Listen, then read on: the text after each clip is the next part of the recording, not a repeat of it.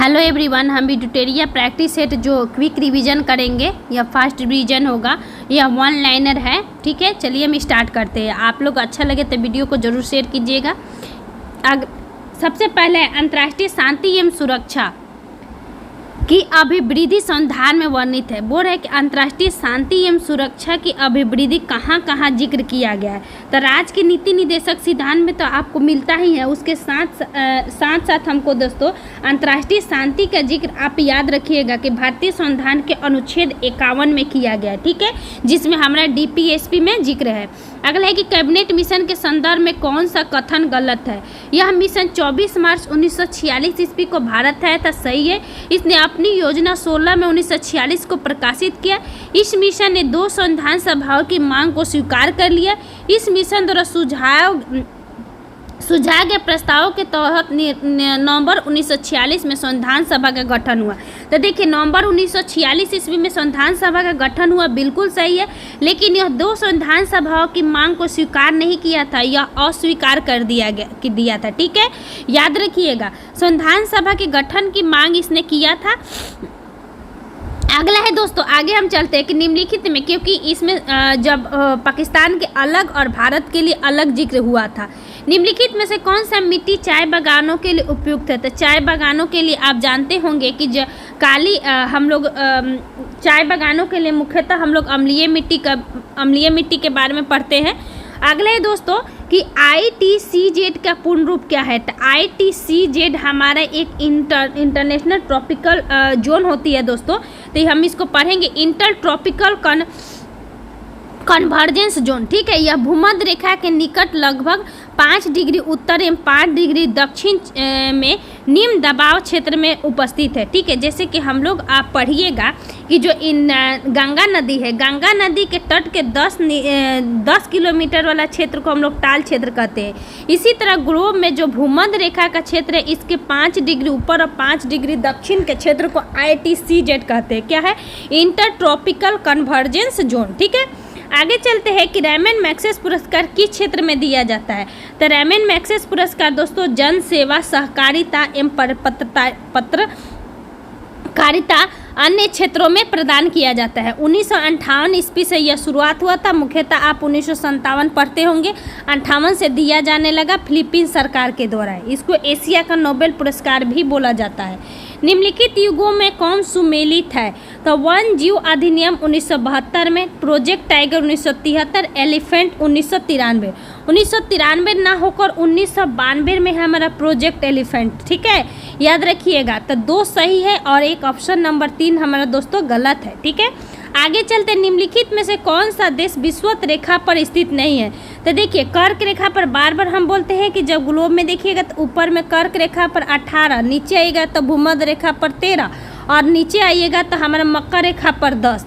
तो ये पूछ रहा है दोस्तों कि विषुवत रेखा पर स्थित नहीं है। तो विषुवत रेखा पर जो स्थित नहीं है दोस्तों, वो होती है हमारा इथोपिया। क्या है? इथोपिया।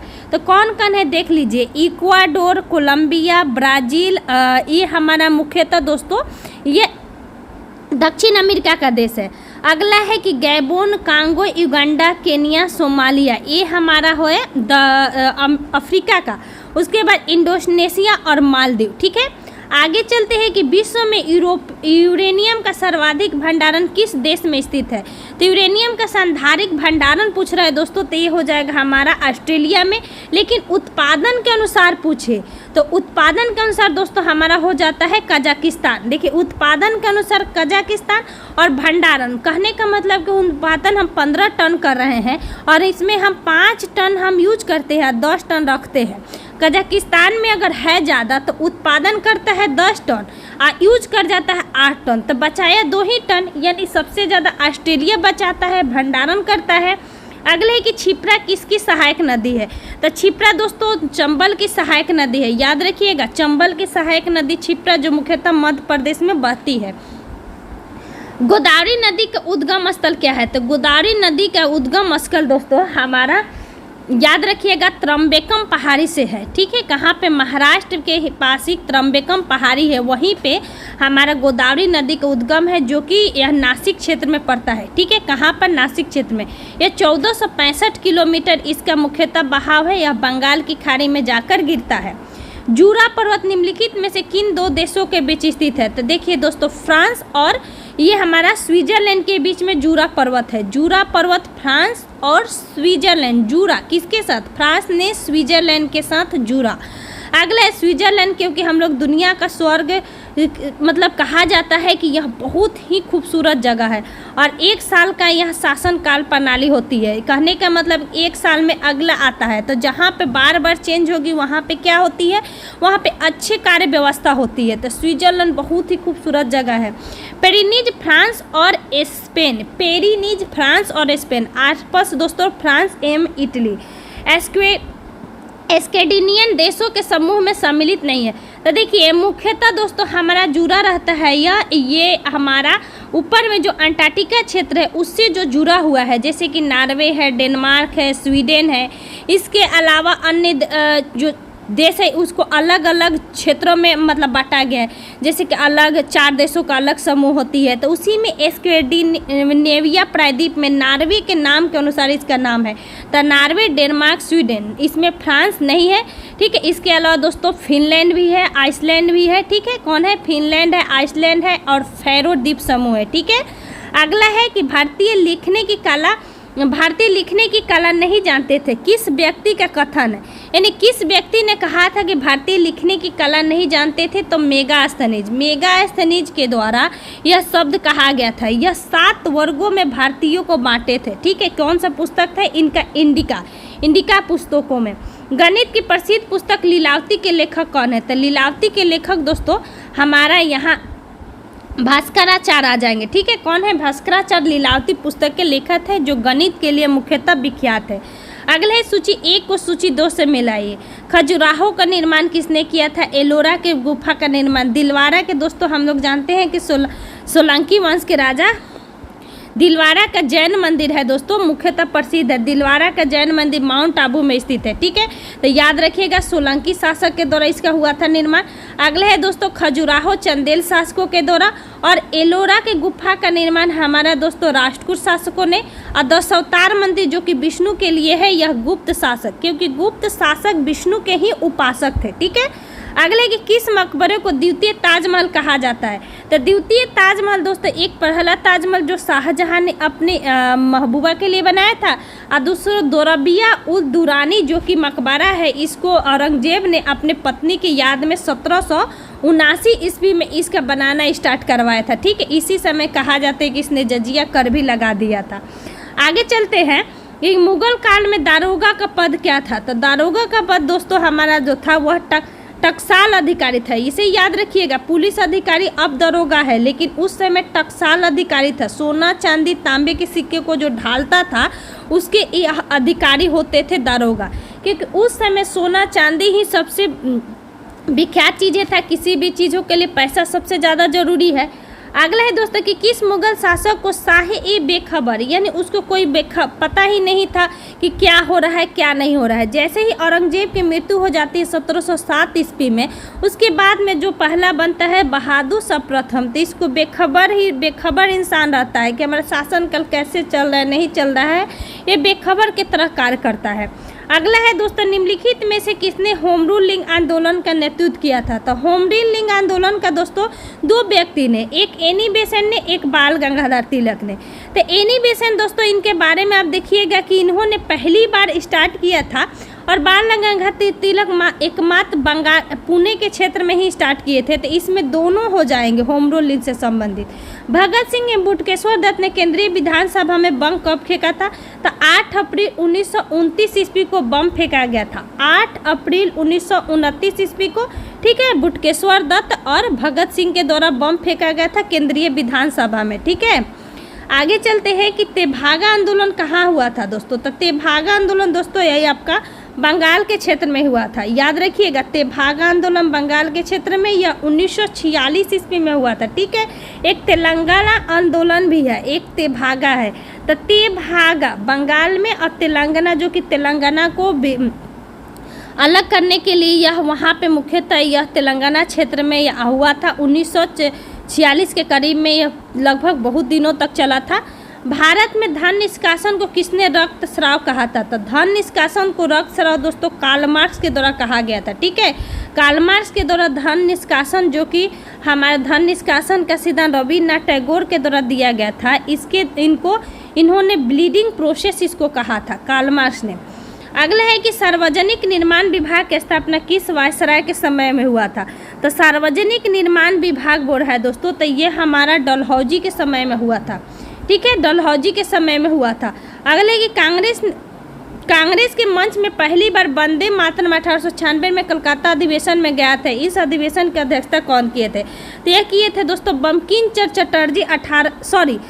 बंकिम चंद्र चटर्जी इससे नहीं थे दोस्तों, यह 1896 में ईस्वी में है, 1911 वाला नहीं है। तो याद रखिएगा RM श्यानी थे। ठीक है, आगे चलते हैं। गांधी मर सकते हैं परंतु गांधीवादी हमेशा जिंदा रहेगा। कांग्रेस के किस अधिवेशन में महात्मा गांधी को उपयुक्त?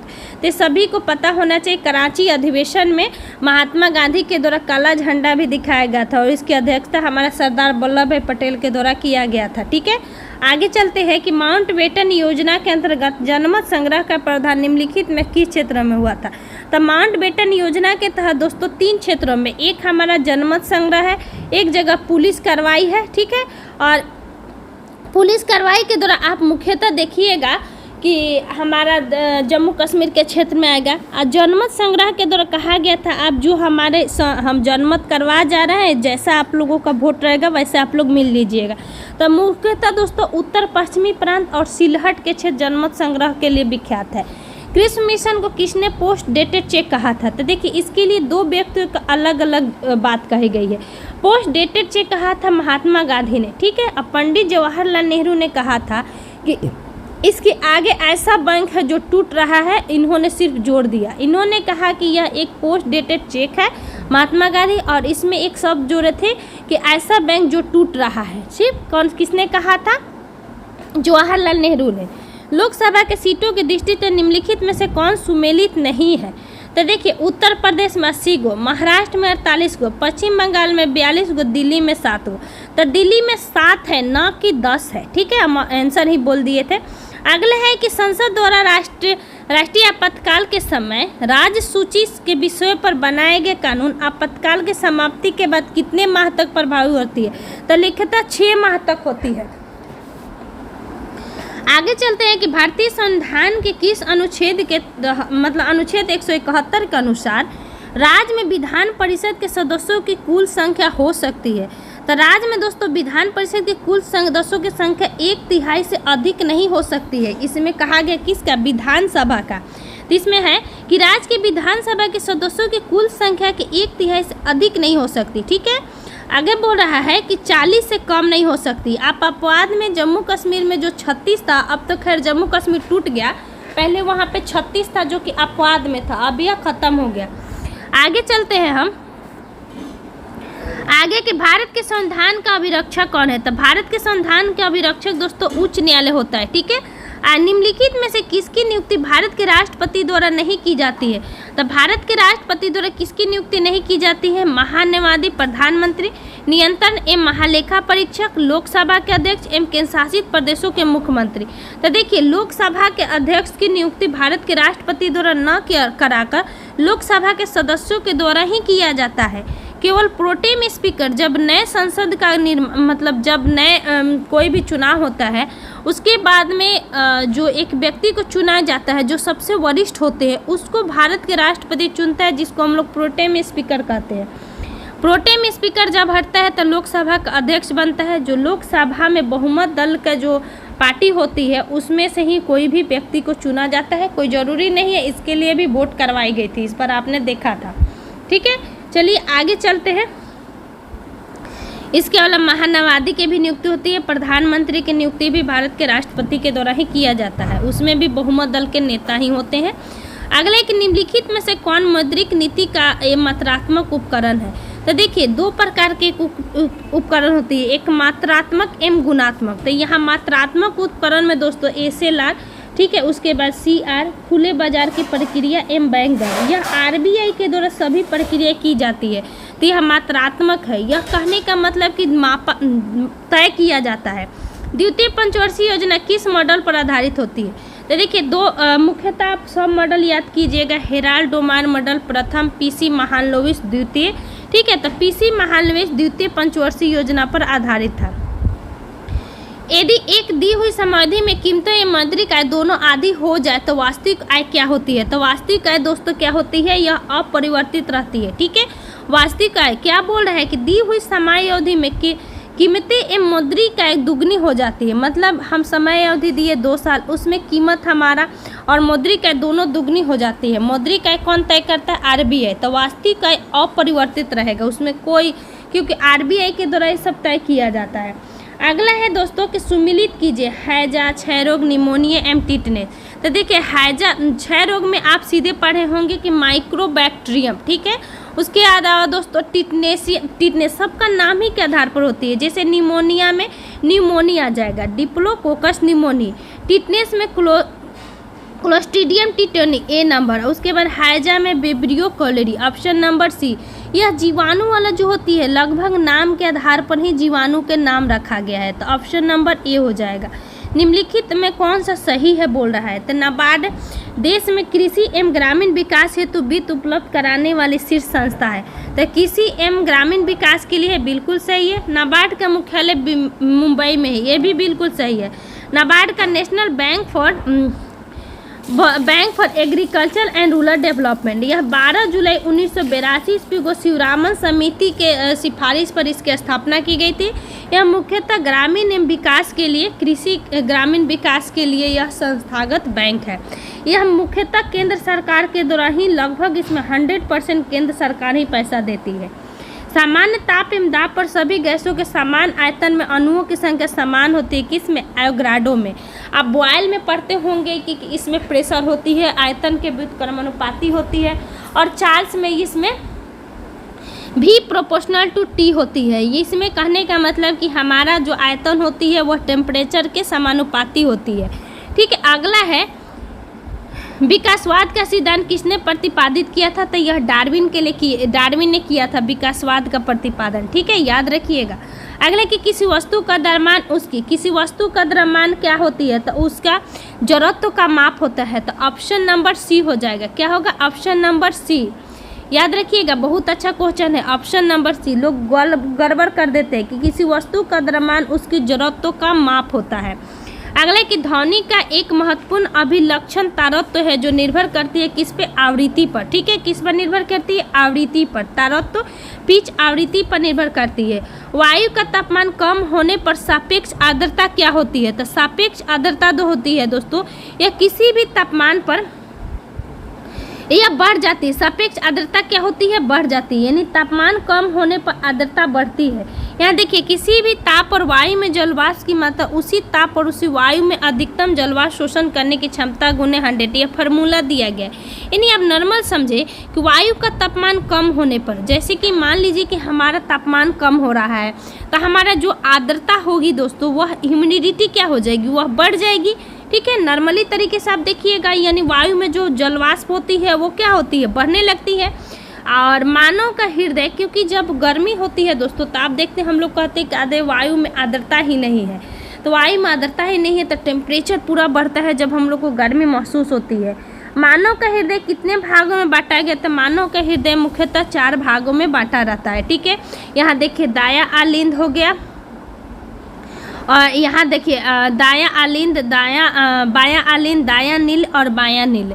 अगले निम्नलिखित में से कौन सी यांत्रिक तरंग है? तो यांत्रिक तरंग में दोस्तों बोल रहा है कि कौन है? तो ध्वनि तरंग यांत्रिक तरंग है, ठीक है। और सभी रेडियो तरंग, एक्स तरंग और प्रकाश तरंग या यांत्रिक तरंग नहीं है, ठीक है। आगे चलते हैं दोस्तों। निम्नलिखित में से कौन सा सही है? तो कौन सा? चाल इक्वल टू दूरी बटा समय होता है दोस्तों। तो ऑप्शन नंबर ये हो जाएगा B, चाल इक्वल टू दूरी बटा समय। न्यूटन का प्रथम गति नियम को हम लोग दोस्तों गैलीलियो का नियम या जड़त्व का नियम भी कहते हैं। ऑप्शन नंबर D, गैलीलियो का नियम या जड़त्व का नियम। अगला है कि यदि लोलक की लंबाई 4 गुनी कर दी जाए तो लोलक के झूलने की अवधि क्या होती है, तो यह दुगनी हो जाएगी। R इक्वल टू होती है रूट, R इक्वल टू होते हैं दोस्तों L बाई मतलब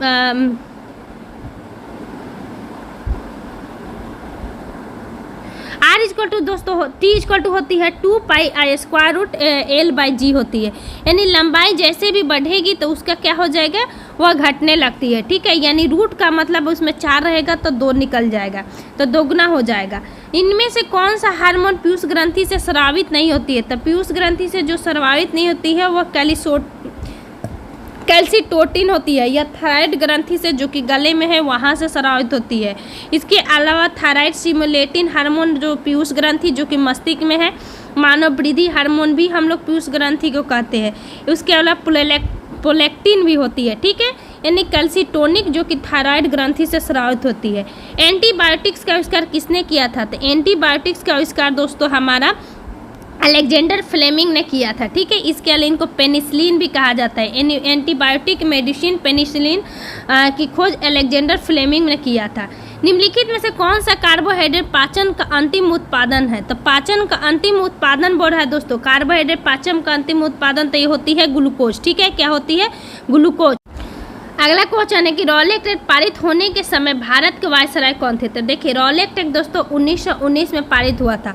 तो रॉलेट एक्ट के समय भारत का वायसराय जो थे, यह अक्सर पूछा जाता है कि क्योंकि लॉर्ड चैम्सफोर्ड जो हम लोग मॉन्टेगू चैम्सफोर्ड अधिनियम जो 1919 में आया था, यह लगभग उसी समय लॉर्ड चैम्सफोर्ड ये भारत के वायसराय बने थे 1916 से 1926 ईस्वी तक। ठीक है, आगे चलते हैं। इसी समय जलियांवाला बाग हत्याकांड हुआ था। अरुणडेले समिति का संबंध किससे है, तो दोस्तों अरुणडेले समिति का संबंध राजनीतिक सुधार से है, ऑप्शन नंबर सी। ध्यान रखिएगा 1906 ईस्वी में अरुणडेले समिति आया था मुख्यतः लॉर्ड मिंटो के सिफारिश पर। ठीक है, 1906 ईस्वी में एक मार्ले मिंटो सुधार जो 1900 हम लोग 9 में देखेंगे। 1909 के समय में जो मिंटो थे ना, वह भारत के वायसराय थे दोस्तों। अगला है कि वर्ष 1956 में रॉयल इंडियन नेवी के नाविकों ने विद्रोह की 1946 में रॉयल इंडियन नेवी के नाविकों ने विद्रोह किया था कहाँ, तो बम्बई में, ऑप्शन नंबर बी हो जाएगा। ठीक है, INS तलवार भी कहा जाता है कि इससे संबंधित जहाज था। अगला है कि विक्रमशिला गंगा डॉल्फिन अभ्यारण्य कहाँ स्थित है दोस्तों, तो बिहार के भागलपुर में स्थित है, याद रखिएगा। ठीक है, विक्रमशिला गंगा डॉल्फिन। नयकड़ा विद्रोह कहाँ से हुआ था, तो नयकड़ा विद्रोह दोस्तों गुजरात में हुआ था 1868 ईस्वी में। नयकड़ा विद्रोह 1868 ईस्वी में गुजरात में हुआ था। अगला है कि 1565 ईस्वी में हुए तालीकोटा के विद्रोह विजयनगर साम्राज्य का नेतृत्व किसने किया था, तो तालीकोटा के युद्ध में ही विजयनगर साम्राज्य की विनाश का कारण बनता है। तो यह विजयनगर के समय पूछ रहा है दोस्तों, तो यह हमारा हो जाएगा राम राय। कौन हो जाएगा, राम राय। देखिए यह समझ लीजिए तालीकोटा के 25 जनवरी 1565 ईस्वी को हुआ था। इसको हम लोग राक्षस तंगरी के युद्ध भी या बन्नीहट्टी के युद्ध भी कहते हैं। क्या, राक्षसी तंगरी या बन्नीहट्टी के युद्ध भी कहते हैं।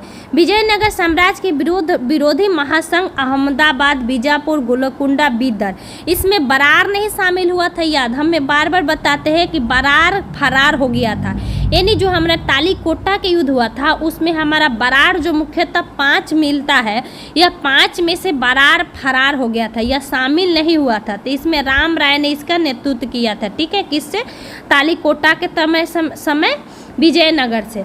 अगले पूरब वह विश्वविद्यालय है जो किसी को प्रमाण पत्र नहीं देता है, यह कथन किसका है, तो पूरब वह विश्वविद्यालय है जो किसी को प्रमाण पत्र नहीं देता है, यह लॉर्ड कर्जन के द्वारा कहा गया था।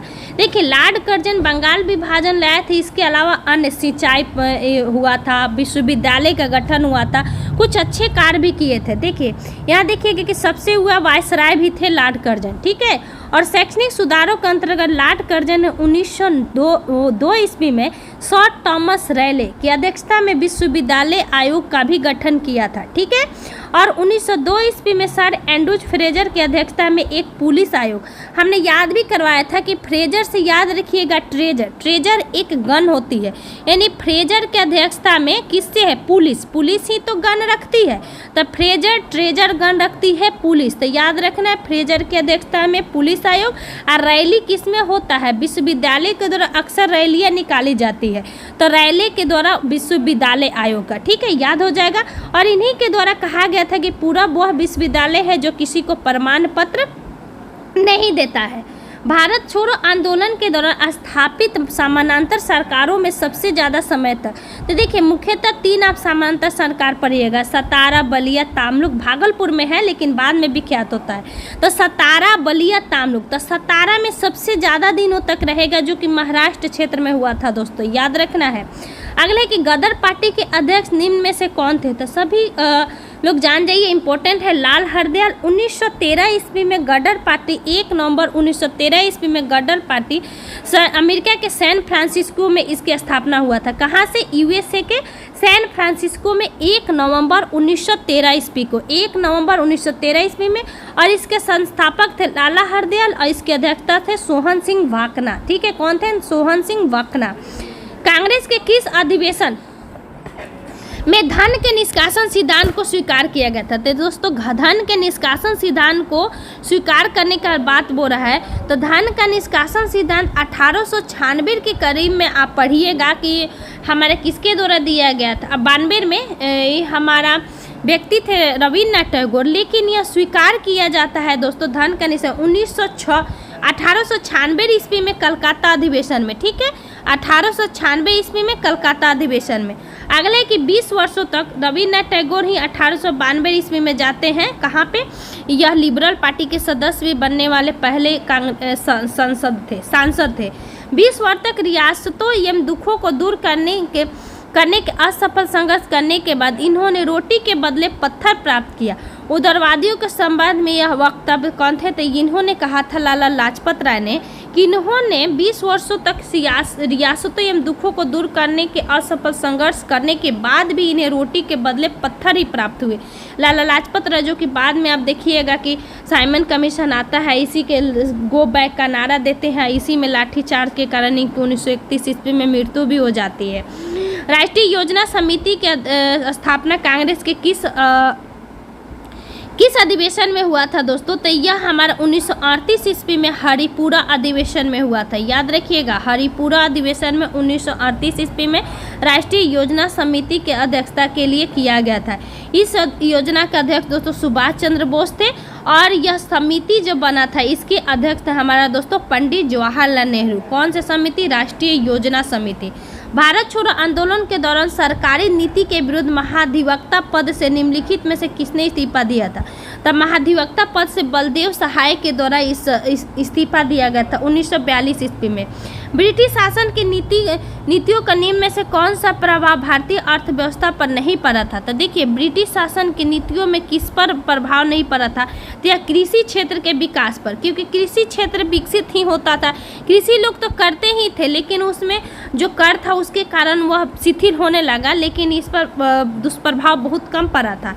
किस आंदोलन के दौरान गांधी जी ने केसर हिंद की उपाधि लौटा दिया गया था? तो यह असहयोग आंदोलन के दौरान, ठीक है, महात्मा गांधी के द्वारा लौटा दिया गया था, और रविन्द्रनाथ टैगोर के द्वारा नाइटहुड की उपाधि लौटा दिया गया था।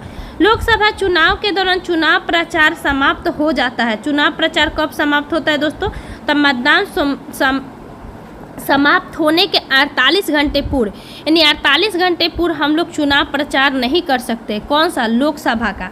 अगले कि भारत में 3 स्तरीय पंचायती राज प्रणाली कितनी जनसंख्या से ऊपर वाले क्षेत्रों में? तो देखिए 3 स्तरीय पंचायती राज प्रणाली जो आप देखिएगा मुख्यतः 20 लाख क्षेत्र से होती है, जो हम लोग जिला परिषद कहते हैं, पंचायत समिति कहते हैं, एक ग्राम पंचायत होती है। 20 लाख से ऊपर अगर जनसंख्या है वहाँ पे 3 स्तरीय होता है।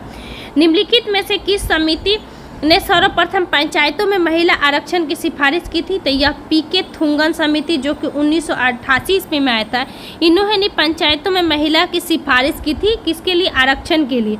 यह आप आरक्षण मुख्यतः देखिएगा अनुच्छेद 243 के डी में है, ठीक है, आरक्षण की बात। अगला है कि संविधान के भाग 9 संबंधित है। संविधान के भाग 9 दोस्तों हमारा पंचायत से संबंधित है, ऑप्शन नंबर ए हो जाएगा। और भाग 9 में पंचायत, 9 क में नगर पालिका, 9 ख में सहकारी समितियां है। ठीक है, 9 में 3 पार्ट है, 9 में पंचायत, क में नगर पालिका, ख में सहकारी समितियां। राज्यसभा के संबंध में निम्न में से कौन सा गलत है? तो देखिए, राज्यसभा भारतीय संविधान के अनुच्छेद 80 में इसके संरचना को बंद है, सही है। वर्तमान में राज्यसभा सदस्यों की संख्या 245 है, बिल्कुल सही है। राज्यसभा के सदस्यता के लिए न्यूनतम उम्र 30 वर्ष है।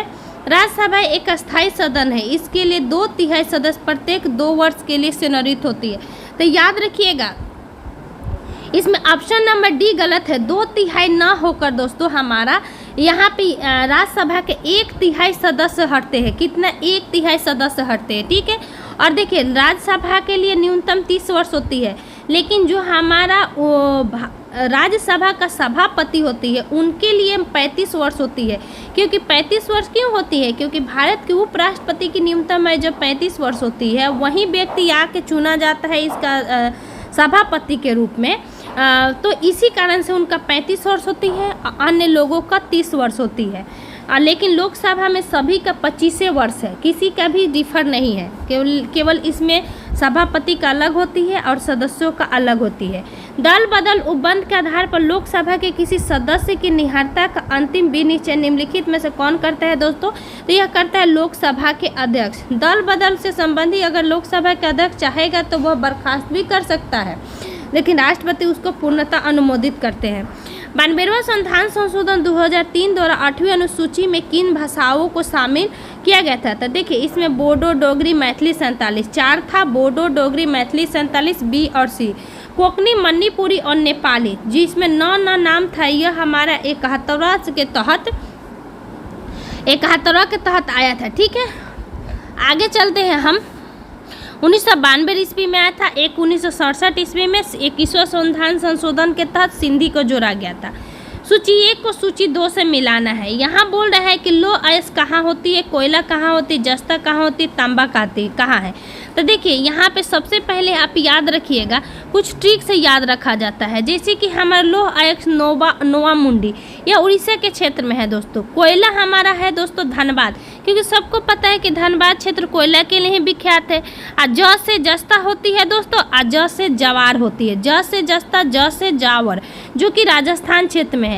तांबा दोस्तों खेतरी में होती है, तांबा खेतरी में होती है, ये भी वहीं पे है। निम्नलिखित में से कौन सी पर्वत श्रेणी ट्रांस हिमालय क्षेत्र में स्थित है?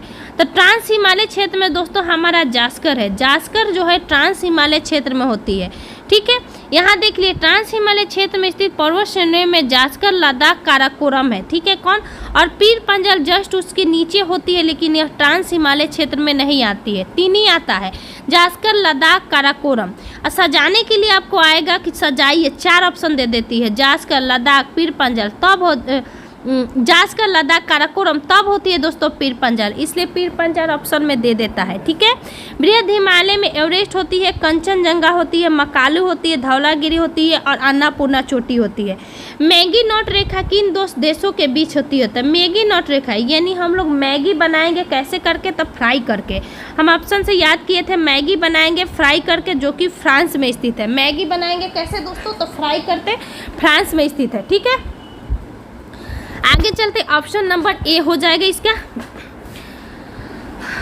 आए देखिए, यहाँ और देख लीजिए, सीज फ्राइड रेखा जर्मनी एवं फ्रांस, इसमें भी है, लेकिन हमने मैगी से पकड़ा था। मैगी बनाएंगे फ्रांस करके, तो जर्मनी और फ्रांस। सीज फ्राइड, यहाँ भी फ्राई है, फ्राई करेंगे, जर्मनी और फ्रांस के बीच ये भी है, दोनों में फ्राइड याद करिएगा। हिंडरबर्ग रेखा जर्मनी और पोलैंड, बर्ग जर्मनी एवं पोलैंड। विशेष आर्थिक क्षेत्र अधिनियम कब आया था दोस्तों? तो 2000 हमारा 6 में आया था। विशेष आर्थिक क्षेत्र दोस्तों 2006 में लागू हुआ था, लेकिन 2005 में आया था। देखिए यहाँ दिया गया था 2005 में इसको जो हमारा विशेष मतलब जो स्पेशल इकोनॉमिकल जोन, जो कि आप कहाँ पे मुख्यतः पढ़िएगा, ये हमारा चल जाता है कक्ष के रंग के क्षेत्र में मुख्यतः इसका यूज होता है। याद रखिएगा 2006 में लागू हुआ, 5 में आया। भोपाल गैस त्रासदी किस गैस के लिए रिसायत था? तो मिथाइल आइसोसाइनाइड। मिथाइल आइसोसाइनाइड में ही भोपाल गैस त्रासदी, जो कि कभी कभी आपको 2 और 3 देगा, क्योंकि 2 दिसंबर के रात में ही घटना हुआ था, जो कि 3 हो गया था, इसलिए आप 3 दिसंबर ही मारिएगा, 3 दिसंबर 1984। निम्न में से वियतनाम की राजधानी कहाँ है? तो वियतनाम की राजधानी हनोई है। वियतनाम की राजधानी हनोई। क्रोएशिया की राजधानी जगरेब। पराग्वे की राजधानी एनसियोन। अब बहामास की राजधानी नासाउ। अब वियतनाम की राजधानी हनोई। निम्नलिखित में से कौन सा प्रक्षेपास्त्र सतह से वायु में प्रहार करती है दोस्तों? तो सतह से वायु में प्रहार करती है त्रिशूल। याद रखिएगा, सतह से करती है त्रिशूल, ठीक है। इसके अलावा यहाँ दे रहा है K-15 सगारी का पनडुब्बी में प्रक्षेपित बैलिस्टिक मिसाइल। सौर्य जो है दोस्तों सतह से सतह मार करने वाले हाइपरसोनिक मिसाइल सौर्य, और निर्भय लंबी दूरी वाले सबसोनिक क्रूज मिसाइल। दुर्गापुर इस्पात कारखाना की स्थापना कब हुआ था? यानी किस पंचवर्षीय योजना में होता है? तो इसमें हमने एक तारीख भी बताते हैं बार बार, वीरू राज दुबे। तो दुर्गापुर ब्रिटेन के सहयोग से हुआ था दोस्तों द्वितीय पंचवर्षीय योजना में। दुर्गापुर ब्रिटेन के सहयोग से द्वितीय पंचवर्षीय योजना में 1959 ईस्वी में, ठीक है, 1959 ईस्वी में। भारतीय बीमा नियामक एवं विकास प्राधिकरण इरडा का मुख्यालय कहाँ है? हैदराबाद में। यह 1999 में मुख्यतः आया था इरडा, 1999 में, जिसका मुख्यालय हैदराबाद में है। पेड़ पौधों की टहनियों को हिलाने से फूल पत्तों का गिरना न्यूटन के किस नियम से है? तो फूल पत्ती का गिरना न्यूटन के प्रथम नियम से संबंधित है, ठीक है। चाहे कंबल से जब हम कंबल को हिलाते हैं तो धूल जो गिरता है वह भी न्यूटन के प्रथम नियम पे है। प्रकाश का वेग होती है 3 × 10⁸ मीटर प्रति सेकेंड। Option number B. रॉकेट किस संरक्षण सिद्धांत पर आधारित होती है? तो यह होती है संवेग संरक्षण के सिद्धांत पर, जो कि रेखीय संवेग हो जाएगा। Option number B. अगला है कि शेविंग ब्रश के रेशों को आपस में चिपक जाना किसका उदाहरण है? तो यह होती है पृष्ठ तनाव का उदाहरण। किसका? पृष्ठ तनाव का उदाहरण। अगला है कि इसमें संसंजक बल होती है दोनों में। फ्लेमिंग के दाएं हाथ के नियम का प्रयोग किसकी दिशा को प्रयोग करते हैं दोस्तों? तो इसमें होती है प्रेरित धारा की दिशा, प्रेरित धारा। फ्लेमिंग के दाएं हाथ के नियम का प्रयोग किसकी दिशा? तो प्रेरित धारा की दिशा। और यह होती है तर्जनी दोस्तों चुंबकीय क्षेत्र, और यह मध्यमिका होती है विद्युत की दिशा, ठीक है। तो प्रेरित धारा, उसके बाद तर्जनी मैग्नेटिक फील्ड। फोटोन की खोज किसने किया था? तो फोटोन की खोज दोस्तों किए थे हमारा आइंस्टीन ने, ठीक है, याद रखिएगा, अल्बर्ट आइंस्टीन ने 1905 ईस्वी में फोटोन की खोज हुआ था। फोटोन का भार तथा द्रव्यमान दोनों शून्य होती है, ठीक है। आगे देखिए, किसी तत्व का रासायनिक गुण निम्न में से कौन निर्धारित करती है? किसी तत्व का रासायनिक गुण दोस्तों इलेक्ट्रॉन की संख्या निर्धारित करती है। मतलब इलेक्ट्रॉन की संख्या 1 रहेगा तो वह ज़्यादा विद्युत धनात्मक होगा, 2 रहेगा तो कम होते जाएगा, 3, 4, जो कि संयोजी इलेक्ट्रॉन की संख्या पर निर्भर करता है मुख्यतः। अलग है, निम्नलिखित में से कौन लोहे का सबसे शुद्धतम रूप है? तो लोहे के सबसे शुद्धतम रूप तो पिटवा लोहा, क्योंकि ढलवा लोहा सबसे खराब लोहा होती है, क्योंकि जैसे गिराइएगा उसको पूरा ढल जाता है, यानी खराब होते ही। अब पिटवा लोहा पीट कर लंबा किया जाता है, तो इसलिए यह सबसे शुद्धतम रूप होती है। इसमें कार्बन होती है दोस्तों 0.4 से 0.8। अब समझ सकते हैं कितना कम है। पित्तल निम्नलिखित में से किसका मिश्रण है? तो पिताजी, तांबा और जस्ता का। ऑप्शन नंबर बी, पिताजी, तांबा और जस्ता, ठीक है। इसका समुद्र में गोताखोरी करते समय गोताखोर ऑक्सीजन के साथ किस गैस का प्रयोग करता है दोस्तों? तो यह होता है हमारा गोताखोर हीलियम, ठीक है। ऑप्शन नंबर सी, ये हमारा गोताखोरी में ऑक्सीजन एवं हीलियम होता है। अब मुख्यतः हमारा जो वेल्डिंग होता है दोस्तों, वेल्डिंग वाला में वेल्डिंग और गोताखोर 2 ही पूछा जाता है। अलग है, सुक्रोज के जल अपघटन से किसका निर्माण होती है? तो सुक्रोज के जल अपघटन से दोस्तों ऑप्शन नंबर डी हो जाएगा, लैक्टोज एवं फ्रैक्टोज का निर्माण होती है। किसका? लैक्टोज एवं फ्रैक्टोज। सुक्रोज जिसको हम लोग चीनी भी कहते हैं, C12H22O11, ठीक है, इसके टूटता है जब, तो लैक्टोज एवं फ्रैक्टोज मिलता है, ठीक है।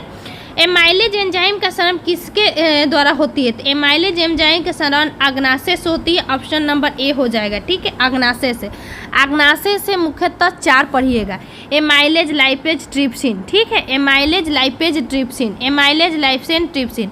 पेप्सिन रेनिन का स्राव दोस्तों जठर रस से होती है, ठीक है, तो पेप्सिन का स्राव जठर रस से होती है।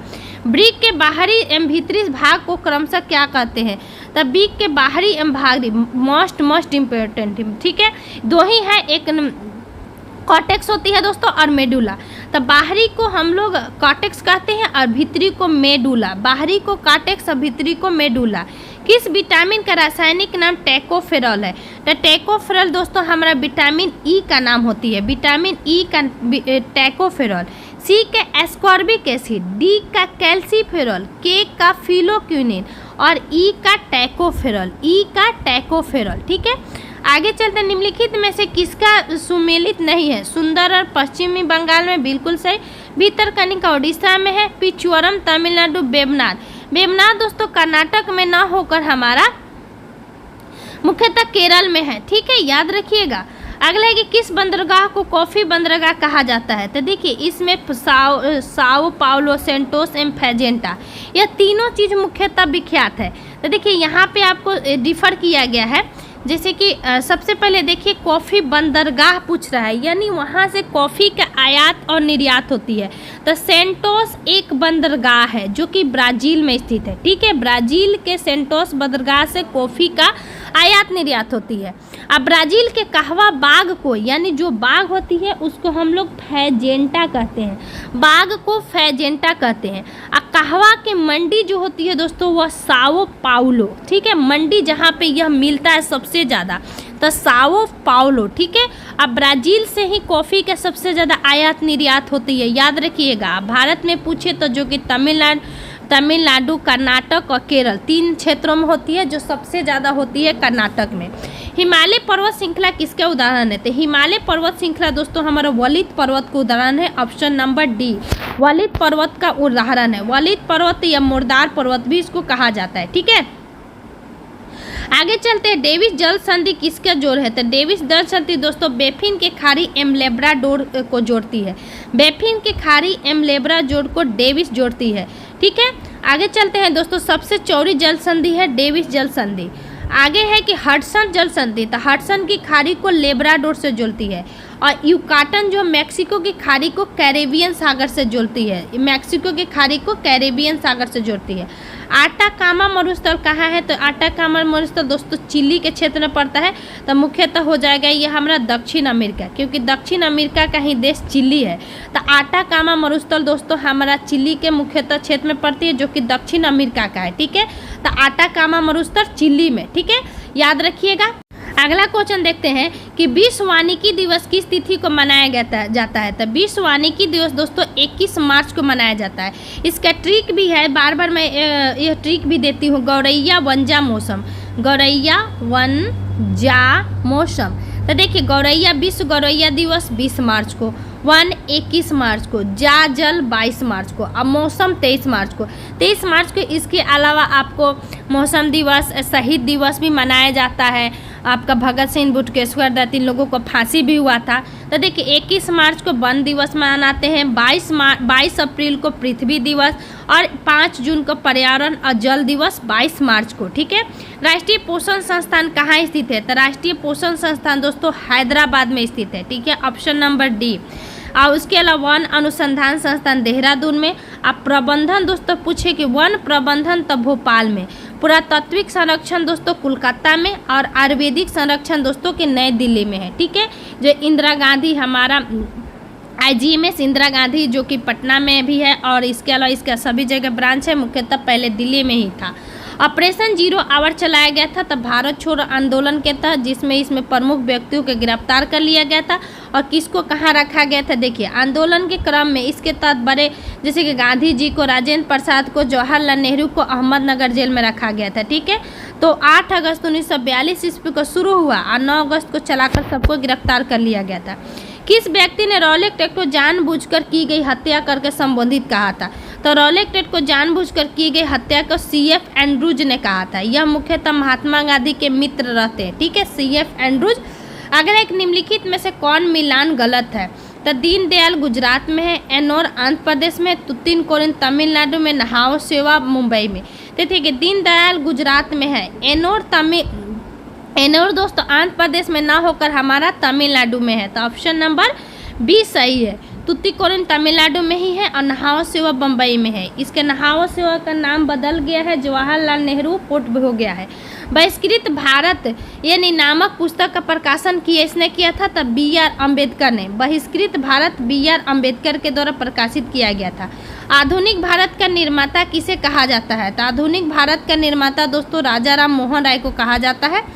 ठीक, प्राक्कलन समिति के संबंध में निम्नलिखित कथन पर विचार कीजिए। इनके सदस्यों की संख्या 25 होती है। इनके सदस्यों में 15 सदस्य लोकसभा का, 10 सदस्य राज्यसभा का। इनका कार्यकाल 3 वर्षों का होते हैं। दोस्तों ये गलत है, कार्यकाल मात्र 1 साल का होता है प्राक्कलन समिति का। कोई भी मंत्री इस समिति के सदस्य नहीं हो सकता है, ये भी सही है। तो ऑप्शन नंबर केवल हो जाएगा प्राक्कलन समिति के सदस्य। यहाँ बोल रहा है कि कौन निम्नलिखित कथन पर विचार कीजिए, उपयुक्त में से कौन सही है। तो देखिए देखिए 1 वर्ष एक सही पूछ रहा है, तो इसमें कोई भी मंत्री सदस्य नहीं होती है। इसमें 15 नहीं 30 होती है। ठीक है, प्राक्कलन समिति में 30 होता है। मूलतः 25 सदस्य थे, लेकिन 1956 में 30 कर दिया गया था। यह प्राक्कलन है, हम ध्यान नहीं दिए थे दोस्तों, सॉरी। लोक लेखा एक प्राक्कलन, लोक लेखा में दोस्तों 25 होती है, 15 और 7। लेकिन प्राक्कलन में मूलतः एक ही होती है लोकसभा का, जो कि 30 होती है, लेकिन इसमें कोई मंत्री नहीं होता है, अन्य सदस्यों को शामिल किया जाता है। 1 वर्षों का होता है। तो ऑप्शन नंबर ये सभी गलत है, 1, 2, 3, केवल डी सही है। आगे है कि राज्यपालों के सम्मेलन की अध्यक्षता कौन करता है? तो राज्यपालों के सम्मेलन की अध्यक्षता राष्ट्रपति के द्वारा किया जाता है। तो ऑप्शन नंबर हो जाएगा दोस्तों ए। ठीक है, आगे चलते हैं कि सूची 1 को सूची 2 से मिलाइए। अगला है कि भाग 5 में क्या है और उसके बाद भाग 10 में क्या है, भाग 15 में क्या है। तो 15 सभी को पता है, निर्वाचन। तो ऑप्शन से छाटिए। एलिमिनेट करने का हमेशा सूची कैसे पकड़ा जाए। भाग 20 में दोस्तों संविधान संशोधन प्रक्रिया है। 5 में दोस्तों हमारा संघ सरकार है और 10 में हमारा अनुसूचित जाति जनजाति क्षेत्र है। तो हमारे सी का हमने 2 मिला है। तो यहाँ देखिए कहीं सी का 2 है, तो सी का 2 ऑप्शन नंबर 2 का सी। ऑप्शन नंबर डी में ही है, केवल डी में, और किसी में नहीं। तो ऐसे ही आंसर आ जाता। अगला है कि आयरलैंड के संविधान से भारतीय संविधान में लिया गया। तो राज्य की नीति निर्देशक सिद्धांत, राष्ट्रपति की निर्वाचन पद्धति भी है। इसके अलावा आपका है यहाँ राज्यसभा के सदस्यों का नामांकन। देखिए इसमें सभी को लिया गया है आयरलैंड के संविधान से। यही हमेशा कन्फ्यूजन होती है, जो कि 2446 दरोगा में भी पूछा गया था।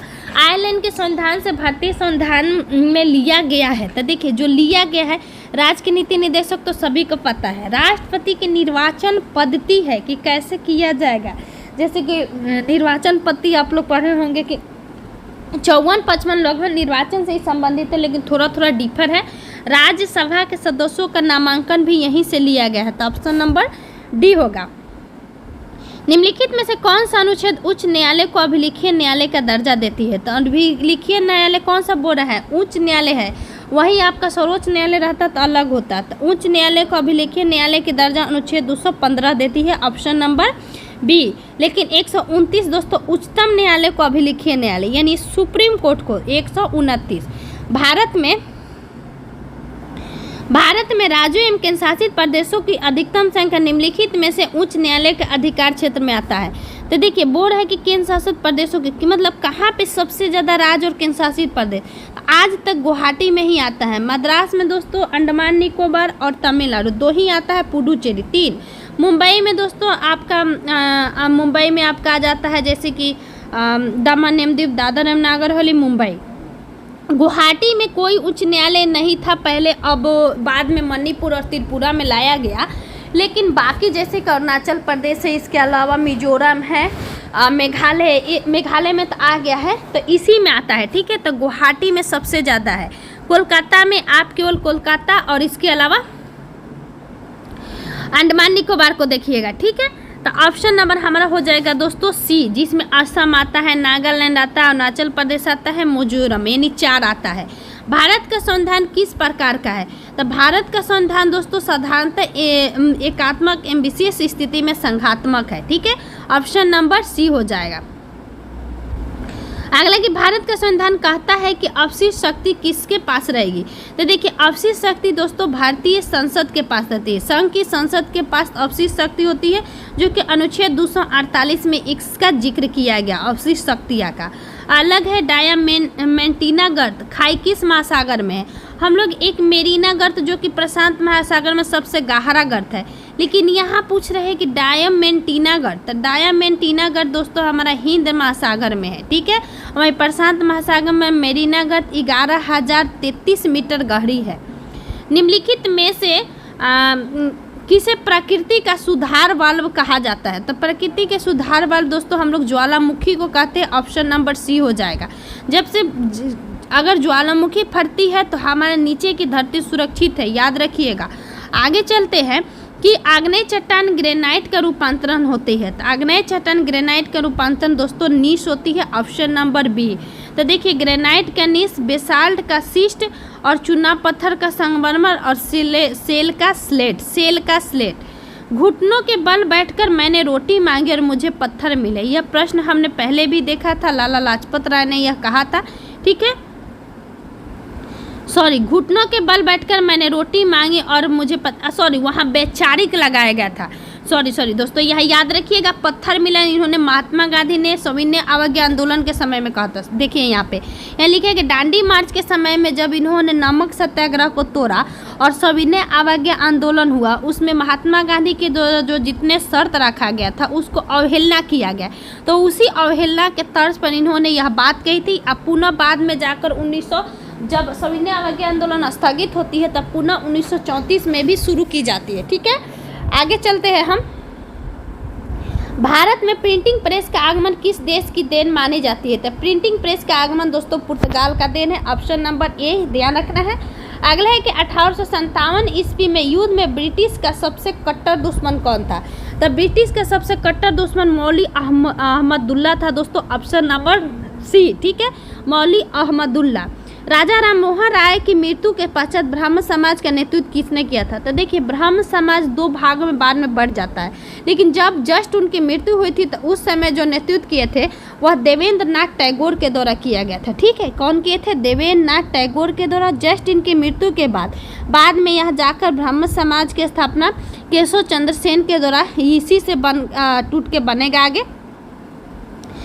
एक साधारण ब्रह्म समाज होता है दोस्तों। अगला है हमारा कि निम्नलिखित सूची 1 को सूची 2 से मिलाई। प्रथम बौद्ध समिति, द्वितीय बौद्ध समिति, तृतीय बौद्ध समिति और चतुर्थ बौद्ध समिति। तो प्रथम बौद्ध समिति दोस्तों हमारा अजातशत्रु के समय हुआ था। द्वितीय बौद्ध समिति दोस्तों हमारा होता है कालो अशोक के समय, और तृतीय बौद्ध समिति अशोक के समय, और चतुर्थ दोस्तों हमारा कनिष्क के समय में होता है। तो ऑप्शन नंबर बी हो जाएगा, ठीक है। चतुर्थ हो जाएगा कनिष्क के समय, कुंडलवन कश्मीर में होते हैं। और प्रथम दोस्तों राजगृह सप्तपर्णी गुफा में अजातशत्रु के समय, द्वितीय वैशाली कालाशोक के समय जो शिशुनाग वंश के शासक थे, और तृतीय बौद्ध समिति अशोक के समय जो कि मौर्य वंश के सबसे प्रतापी राजा थे, जो कि पाटलिपुत्रा में तृतीय होती है। गांधी जी के निम्नलिखित आंदोलन के कालक्रम में व्यवस्थित कीजिए। असहयोग आंदोलन दोस्तों 1921 ईस्वी में स्टार्ट होगा।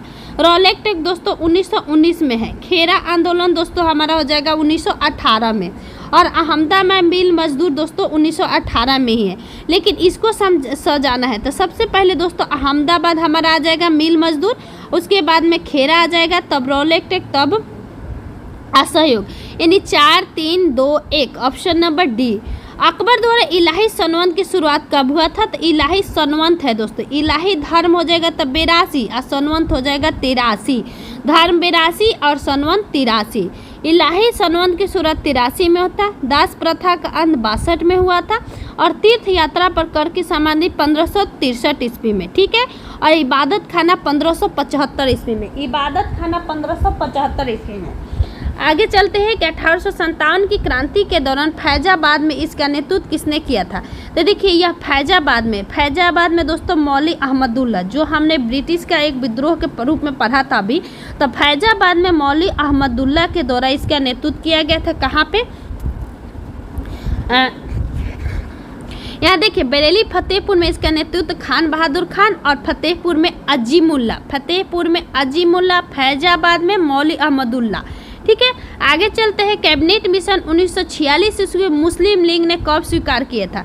तो कैबिनेट मिशन को मुस्लिम लीग ने पहले ही स्वीकार कर लिया था, जब शुरू में ही आया था तब भारत के लोगों ने स्वीकार किया, तब 24 मार्च को आया और 6 जून को मुस्लिम लीग के द्वारा और 25 जून को भारतीय लोगों के द्वारा स्वीकार किया गया था। तो 6 जून को मुस्लिम लीग और 25 जून को भारत के द्वारा मतलब जो हमारा भारत में सक्रिय संगठन थे। निम्नलिखित में से किस स्थान से नर्तकी की कांस्य मूर्ति मिली है? तो नर्तकी की कांस्य मूर्ति दोस्तों हमारा मोहनजोदारो से मिली है। ठीक है, मोहनजोदारो से नर्तकी की कांस्य मूर्ति मिली है। जूते हुए खेत की साक्ष्य हमारा कहाँ से मिला है? कालीबंगा। प्रसिद्ध राजवैजीवक किसके समय थे? तो बिंबिसार के समय। किसके समय में था? बिंबिसार के समय। निम्नलिखित में से कौन अप्रत्यक्ष कर का उदाहरण है? तो अप्रत्यक्ष कर, तो देखिए निगम कर, संपत्ति कर, सीमा शुल्क कर। हमने पहले भी संपत्ति कर पढ़ लिया था कि यह प्रत्यक्ष कर होता है, तो हमारा प्रत्यक्ष कर ऐसे ही हट गया, तो सभी हमारा किसी हर हाल में नहीं होगा। तो हमारा जो होते हैं दोस्तों सीमा शुल्क कर एकमात्र इसमें प्रत्यक्ष कर है। निगम कर जो कॉर्पोरेट होते हैं, जो बड़े बड़े मालिक होती है, वह निगम कर देती है। आगे कहते हैं प्रिंसिपल्स ऑफ इकोनॉमिक पुस्तक किसका है? तो प्रिंसिपल ऑफ इकोनॉमिक्स पुस्तक हमारा मार्शल का है। ठीक है, आगे चलते हैं। भोर घाट धारा किन 2 स्थानों के बीच का संपर्क मार्ग है? तो भोर घाट धारा दोस्तों हमारा मुंबई और पुणे के बीच है। भोर घाट धारा थाल पाल सेनकोट्टा, थाल पार सेनकोट्टा। तो देखिए सबसे पहले दोस्तों हमारा थाल आता है, नासिक और मुंबई, पाल कोयम्बटूर कोचीन, थाल भोर पाल होती है।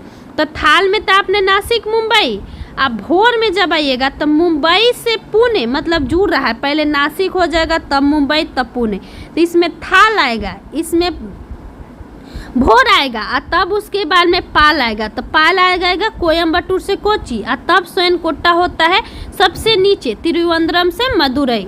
आगे चलते हैं कि धारला एवं धनसिरी निम्नलिखित में से किसकी सहायक नदी है? तो धारला एवं धनसिरी दोस्तों ब्रह्मपुत्र की सहायक नदियाँ होती है। ठीक है, याद रखिएगा धारला, कुल्सी, मानस, तीस्ता, धनसिरी ब्रह्मपुत्र की सहायक नदियाँ है। पंचेश्वर परियोजना किन 2 देशों से संयुक्त परियोजना है? तो पंचेश्वर परियोजना दोस्तों भारत और हमारा नेपाल का परियोजना है। ठीक है, इसके अलावा शारदा है हमारा, कोसी है एवं टनकपुर परियोजना है। ठीक है, कौन सा है? टनकपुर परियोजना। टनकपुर परियोजना। भारत में कोयला भंडारण के मामले में कौन सा राज्य अग्रणी है? तो देखिए पहले भी हमने पढ़ा था यूरेनियम भंडारण में, तो भंडारण में हमारा पहला था ऑस्ट्रेलिया, लेकिन खपत में हमारा कजाकिस्तान था। ठीक है, मतलब उत्पादन से लेकर सभी चीज़ों में। अभी यहाँ पूछता है भारत में भंडारण, तो भारत में भंडारण दोस्तों झारखंड में तो सबसे ज़्यादा उत्पादन होती है, लेकिन भंडारण होती है दोस्तों यहीं पे भी सबसे ज़्यादा, उत्पादन के साथ साथ भंडारण भी। उत्पादन में ओडिशा है। आगे चलते हैं। भारत सरकार ने राष्ट्रीय कृषि नीति की घोषणा किस वर्ष की थी? तो राष्ट्रीय कृषि नीति की घोषणा दोस्तों 2000 में हुआ था। ठीक है, कब हुआ था? 2000 में हुआ था। आगे चलते, निम्नलिखित में से किस वर्ग की जंतु समतापी होती है? मतलब उसका समान ताप होती है। तो दोस्तों हमारा जो पक्षी वर्ग होती है ना, उसका हमेशा समान ताप होता है, पक्षी वर्ग समान ताप। केचुए श्वसन करते हैं किसके द्वारा? तो केचुए दोस्तों गिल्स के द्वारा भी होती है, फेफड़ा के द्वारा भी होती है। सॉरी केचुआ हम बोल रहे हैं, केचुआ नहीं, जो हमारा मेढक होती है उसके त्वचा एवं फेफड़ा दोनों होती है। तब ने ये केचुआ है जो मिट्टी में होती है, तो यह त्वचा के द्वारा होती है। Option number C. निम्नलिखित में से कौन एक कोशिकीय जीव नहीं है? तो एक कोशिकीय जीव जो दोस्तों नहीं है वह कवक है, क्योंकि पैरामीशियम कैलो मिडोमनास एवं जीवाणु एक कोशिकीय है, इसके अलावा अमीबा भी, लेकिन कवक एक कोशिकीय नहीं होकर बहुकोशिकीय है। जीवाणु एक कोशिकीय है। पादपों में कोशिका भित्ति किसकी बनी होती है? तो दोस्तों सेल्यूलोज की बनी होती है। ऑप्शन नंबर सी सेल्यूलोज की। पेलाग्रा रोग किस विटामिन की कमी के कारण होती है? तो देखिए पेलाग्रा रोग दोस्तों हमारा विटामिन B3 के कारण होती है, जिसको हम लोग नियासिन भी कहते हैं। क्या होती है? विटामिन B3 के कारण नियासिन, जिसको हम लोग पेलाग्रा रोग भी कहते हैं। प्रकाश का रंग निर्धारित होती है किसके कारण? तो प्रकाश का रंग दोस्तों तरंगदैर्ध्य पर निर्भर होती है। तो ऑप्शन नंबर क्या हो जाएगा? बी। विद्युतीय धारिता के सही मात्रक क्या होती है? तो विद्युत धारिता के सही मात्रक होती है फैराड। विद्युत धारा के सही मात्रक फैराड है। सर्वाधिक गुरुत्वीय स्थिरांक जी का मान क्या होती है? तो जी का मान होती है दोस्तों 6.673 into 10⁻11। Option number A newton metre square पर केजी स्क्वायर इसका मात्रक होती है। निम्नलिखित में से किसका तरंग सबसे कम है? तो देखिए तरंग सबसे कम अगर इसमें पूछा जाए दोस्तों तो इसमें हो जाएगा हमारा गामा किरणें, क्योंकि गामा किरणें सबसे ऊपर रहती है और गामा किरणें की आवृत्ति सबसे ज़्यादा होती है लेकिन तरंग सबसे कम होती है। अगर तरंग सर्वाधिक पूछे दोस्तों तो हमारा होती है दीर्घ रेडियो तरंग का, उसमें होती है 1 से लेकर 10⁴ तक। 20 किलोहर्ट्ज से अधिक की आवृत्ति वाला तरंग होती है, तब 20 किलोहर्ट्ज बोल रहा है दोस्तों, तो होती है प्रासर्व तरंग, ऑप्शन नंबर 20। निम्नलिखित में से किसे हरा काशिश के नाम से जाना जाता है? तो 3 काशिश पढ़िएगा, हरा काशिश, एक सफ़ेद काशिश होती है और एक पीला होती है। तो देखिए हरा काशिश में दोस्तों हमारा होती है फेरस सल्फेट, ठीक है, हरा काशिश में होती है फेरस सल्फेट, कॉपर सल्फेट भी होती है एक। आगे चलते हैं दोस्तों, नीला थोथा, जिसको हम लोग नीला काशिश भी कहते हैं, कॉपर सल्फेट को नीला थोथा या नीला काशिश। पारा को संग्रहित करने के लिए किसके पात्र बनते हो दोस्तों? तो इसमें होती है पारा को संग्रहित करने के लिए जो बनता है वह लोहा होती है, पारा को संग्रहित करने के लिए लोहा, ठीक है। ये पारा द्रव अवस्था में पाई जाती है, एकमात्र ये हमारा द्रव धातु होती है।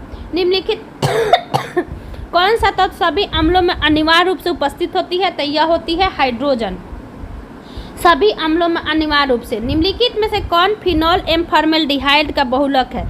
तो फिनोल एम फॉर्मेल्डिहाइड का बहुलक होती है बेकेलाइट।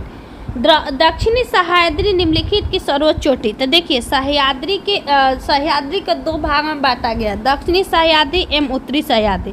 तो दक्षिणी सह्याद्री की सबसे ऊंची चोटी हो जाएगा दोस्तों ऑप्शन नंबर ये कुंद्रेमुख, ठीक है, ऑप्शन नंबर ए हो जाएगा कुंद्रेमुख, ठीक है। और उत्तरी सह्याद्री की कालसूबाई, उत्तरी सह्याद्री की कालसूबाई हो जाएगा। वहीं नीलगिरी के 2 बेटा और पश्चिमी घाट की सबसे ऊंचा हो जाएगा तो अनाई मुंडी हो जाएगा, ठीक है। कौन सा गुफा है जो चित्र से वर्णित किया गया था? तो देखिए सबसे पहले इसमें दोस्तों बाघ गुफा और अजंता की गुफा, ठीक है। बाघ गुफा अजंता की गुफा गुप्त काल से ही संबंधित है। इसमें ही आप पढ़िएगा कि इसमें जो गुफाएं थी उसको अलग अलग एक से इतना तक बांटा गया, हिंदुओं के लिए जैन के लिए अलग अलग तरीके से बांटा गया था। अलग है कि अरबों द्वारा सिंध विजय की जानकारी मिलती है। तो देखिए अरबों द्वारा सिंध विजय की जानकारी दोस्तों चचनामा से मिलती है। कहाँ से मिलती है? चचनामा से मिलती है। अरबों द्वारा 712 में सिंध विजय की जानकारी फारसी ग्रंथ चचनामा से मिलती है। यह अली अहमद का बुक है। किनका बुक है? अली अहमद, ठीक है। इस पुस्तक को फतहनामा सिंध एवं तारिक अल हिंद वस्द सिंध भी कहा जाता है, ठीक है। तो याद रखिएगा फतहनामा सिंध, क्योंकि अरबों द्वारा सिंध पर विजय करने पर यह बुक लिखा गया था। अगला है कि एकमात्र गवर्नर जनरल जिसकी कब भारत के गाजीपुर में है। तो आप लोग जानते होंगे कि लॉर्ड कॉर्नवालिस का कर गाजीपुर में है। इन्होंने सबसे पहले बंगाल में अस्थाई बंदोबस्त का जो कर था, स्थायी बंदोबस्त, इन्होंने राजस्व पत्ती की शुरुआत किया था। और देखिए यह एकमात्र गवर्नर जनरल जिनका भारत में कब्र है। इसके बाद अंडमान निकोबार में भी बोला जाता है। आप जानते होंगे कि चाकू घोंप कर क्या किया गया था, उनकी हत्या कर दी गई थी, ठीक है। एक और व्यक्ति थे। अगले कि निम्नलिखित में से कौन सा युग सुमेलित नहीं है? तो देखिए सबसे पहले अहोम विद्रोह का बोल रहा है, तो यह गंधर कुंवर थे, बिल्कुल सही है। पागलपंथी टीपू शाह, खासी विद्रोह तीरथ सिंह, पाइका विद्रोह चित्तर सिंह नहीं थे। पाइका विद्रोह दोस्तों यहाँ देखिए बक्सी जगबंधु थे। और रामोसी विद्रोह चित्तर सिंह थे, ठीक। अगला है 5 नंबर, इंडियन रिपब्लिकन आर्मी का स्थापना निम्नलिखित में किसने किया था? तो मास्टर सूरसेन। 1930 ईस्वी में आप देखिएगा कि मास्टर सूरसेन द्वारा जो पश्चिमी क्षेत्र होती है पंजाब के क्षेत्र के, उधर इन्होंने इंडियन रिपब्लिकन आर्मी का स्थापना किया था। और इन्हीं के द्वारा बाद में चट्टगांव का जो शस्त्रगार विद्रोह लूट हुआ था, मतलब शस्त्रों को लूट कर लिया गया था, उनमें यह मुख्य भूमिका निभाए थे, ठीक है। कौन? सूरसेन। इनको मास्टर दा भी कहा जाता है।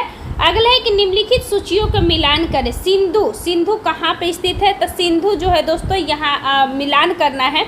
तो यह देखिए सिंधु नदी के किनारे मोहनजोदारो है। भोगवा लोथल यानी लोथ आदमी भोगता है। हिंडन नदी दोस्तों जो होती है हमारा, यह आलमगीरपुर है, ठीक है। आलमगीरपुर, घग्गर नदी कालीबंगा। अलग अलग जो सिंधु घाटी सभ्यता थे इसके नदियों से पूछता है कि कौन किसके किनारे स्थित है। रिंग में तृतीय मंडल के रचयिता कौन थे? तो देखिए तृतीय मंडल के रचयिता थे विश्वामित्र जी। ठीक है, रिंग में 10 मंडल थे, तृतीय मंडल के रचयिता विश्वामित्र जी थे। रिंग में सबसे पुराना ज्ञात संस्कृत पुस्तक है। ठीक, आगे चलते हैं कि गौतम बुद्ध को जीवन पर किसने लाइट ऑफ एशिया पुस्तक लिखा था? तो यह एडविन अर्नाल्ड थे। ठीक है, एडविन अर्नाल्ड के द्वारा यह पुस्तक लिखा गया था। यह 1884 ईस्वी में आपका आएगा, इनके द्वारा यह पुस्तक लिखा गया था। किस सल्तनत शासक के समय मंगोलों ने भारत पर आक्रमण किया था? तो मंगोलों ने भारत पर आक्रमण जो किया था दोस्तों वह बलबन के समय में इल्तुतमिश के समय में किया गया था मंगोलों के द्वारा। उसके बाद बलबन के समय में सर्वाधिक आक्रमण किया गया था। ठीक है, याद रखिएगा। तो बलबन के समय में, इसी के समय में इल्तुतमिश के समय जो चंगेज खा था इसके बारे में बताया जाता है कि यह छुप जाता है, इसके शरण नहीं दिया गया इसको। दिल्ली सल्तनत के सभी सुल्तानों में सर्वाधिक समय तक शासन निम्नलिखित में से किसने किया था? तो दिल्ली में सबसे सर्वाधिक समय तक पूछ रहा है दोस्तों, तो इसमें हो जाएगा आपका बहलोल लोदी। ठीक है, कौन हो जाएगा? बहलोल लोदी, क्योंकि बहलोल लोदी में सर्वाधिक समय तक 1451 से 1489 ईस्वी तक इनका शासनकाल था। ठीक है, आगे चलते हैं। ईस्ट इंडिया कंपनी से भारत पर शासन करने के सभी अधिकार वापस लेने की घोषणा कब की गई थी? कह रहे हैं कि ईस्ट इंडिया कंपनी से भारत पर शासन करने के सभी अधिकार, तो आप एक पढ़े होंगे कि 1 नवंबर को इलाहाबाद में महारानी विक्टोरिया का घोषणा पत्र जारी हुआ था। इसको लॉर्ड कैनिंग के द्वारा 1 नवंबर 1858 ईस्वी को इलाहाबाद में पढ़कर सुनाया गया था। ठीक है, और इसी में यह घोषणा किया गया था। निम्नलिखित में से किसने लॉर्ड कर्जन के प्रशासन की तुलना औरंगजेब के प्रशासन से किया था? तो यह गोपाल कृष्ण गोखले जो महात्मा गांधी के गुरु थे, इन्होंने ही औरंगजेब से कर्जन की तुलना किया था, क्योंकि बंगाल विभाजन जो था वह कर्जन के समय ही विख्यात हुआ था। निम्नलिखित में से किसने, ये तो देख लिए लोग, कैबिनेट मिशन के भारत आगमन के समय वायसराय कौन थे? तो देखिए कैबिनेट मिशन जब भारत में आया था तो उस समय 1946 ईस्वी में आता है। 24 मार्च 1946 ईस्वी को डेथ होता है, इसका जिक्र होता है। तो उस समय था दोस्तों लॉर्ड बेवेल। ठीक है, कौन था? Lord Wavell. अगला है कि हार्टोंग समिति का संबंध किससे है? तो हार्टोंग समिति का संबंध दोस्तों आपका भू शिक्षा से है। ठीक है, किससे है? शिक्षा से है। अगला है कि 1929 इसमें शिक्षा के विकास पर रिपोर्ट देने के लिए फिलिप हार्टोंग की अध्यक्षता में यह आया गया था। हार्टोंग समिति शिक्षा से। अगले कि गांधी इरविन समझौता के दौरान मध्यस्थता किसने की थी? तो देखिए गांधी इरविन समझौता के समय मध्यस्थता तेज बहादुर अस्प्रू और M.R. जयकर का भी जिक्र आता है। ठीक है, आप ध्यान दीजिएगा, M.R. जयकर, इन्हों लोगों ने गांधी इरविन समझौता जो 1931 ईस्वी में आपको कहीं 4 तारीख मिलेगा, कहीं कहीं 5 तारीख मिलेगा, तो मुख्यतः 5 मार्च ही याद रखिएगा। 5 मार्च 1931 ईस्वी गांधी इरविन समझौता के बीच इन्हों लोगों ने मध्यस्थता की भूमिका निभाई थी। निम्नलिखित देशों में से किससे होकर मकर रेखा नहीं गुजरती है? तो सबसे ऊपर तो होती है दोस्तों कर्क रेखा, तब बीच में भूमध्य रेखा, तब होती है मकर रेखा। तब मकर रेखा 10 देशों से होकर गुजरती है और भूमध्य रेखा जो होती है 13 और कर्क रेखा 18 देशों से। तो मकर रेखा जो होती है दोस्तों वह उरुग्वे से होकर नहीं गुजरती है। ठीक है, किससे नहीं होकर गुजरती है? उरुग्वे से। जब आप यहाँ मैप में देखिएगा तो यह मकर रेखा है। दक्षिण अमेरिका का 4 देश है, यहाँ दिया है चिली सबसे पहले, अर्जेंटीना, पैराग्वे और ब्राज़ील। उसके बाद में आप अफ्रीका में आइएगा तो इसका भी 4 है, नामीबिया, बोत्सवाना, दक्षिण अफ्रीका, मोजाम्बिक। उसके बाद एक यहाँ पे आपको हिंद महासागर में मेडागास्कर मिल जाएगा और इधर ऑस्ट्रेलिया महादेश मिल जाएगा। ठीक है, अगला है कि जब आप भारत के कुछ हिस्से से यात्रा करते हैं तो आप लाल मिट्टी को देखते हैं। इस रंग का, इसका मुख्य कारण क्या है इस रंग का? तो लौह ऑक्साइड या फेरस ऑक्साइड की उपस्थिति के कारण इसका रंग लाल होता है। अगला है कि केप कैनावेरल वह स्थान जहां अंतरिक्ष के शटल लॉन्च किए गए थे किस तट पर स्थित है? तो देखिए यह केप के लिए और जब पढ़िएगा तो हो जाएगा दोस्तों फ्लोरिडा। फ्लोरिडा जो हमारा है यहीं से इसको लॉन्च किया गया था। अगला है कि कोडाई कनाल निम्नलिखित में से किस पहाड़ी पर स्थित है? तो देखिए कोडाई कलाम दोस्तों हमारा पालनी पहाड़ी पर स्थित है। कहाँ स्थित है? पालनी पहाड़ी। आप जब दक्षिण का पढ़िएगा तो तमिलनाडु के क्षेत्र में नीलगिरी के पास पश्चिमी घाट और पूर्वी घाट का मिलन होता है। पालनी की पहाड़ी मुख्यतः आपका है कहाँ पे? तमिलनाडु में। इलायची की पहाड़ी भी तमिलनाडु में है, जावड़ी की पहाड़ी भी तमिलनाडु में है। तो कोडाई कनाल जो है पश्चिमी घाट में पालनी पहाड़ियों पर स्थित है। अगला है कि निम्नलिखित पर विचार कीजिए। तो निम्नलिखित पर विचार क्या करना है कि गर्म एवं शुष्क जलवायु किसका? उपरोक्त भौगोलिक विशेषता निम्नलिखित में किस क्षेत्र की विशेषता है? अगला है कि हल्की एवं गीली सर्दी, सदाबहार ओक के वृक्ष। तो यह दोस्तों भूमध्य सागरीय क्षेत्र की विशेषता है। कहाँ का है? भूमध्य सागरीय क्षेत्र में गर्म एवं शुष्क जलवायु हमेशा होती है। आप वहाँ पढ़िएगा कि लगभग 2 घंटा बाद बारिश हो जाती है। हल्की एवं गीली सर्दी अक्सर रहती है। सदाबहार पेड़ पाए जाते हैं। निम्नलिखित में से कौन सी नदी ऑस्ट्रेलिया में नहीं बहती है? तो ऑस्ट्रेलिया में हंटर, फिनलैंड, ऑरेंज एवं गिलबर्ट। तो देखिए ऑस्ट्रेलिया की मुख्यतः 5 नदी आप पढ़िएगा, जिसमें ऑरेंज है दोस्तों वह नहीं बहती है। ऑरेंज आपका दक्षिण अफ्रीका की यह नदी है। ठीक है, आगे चलते हैं।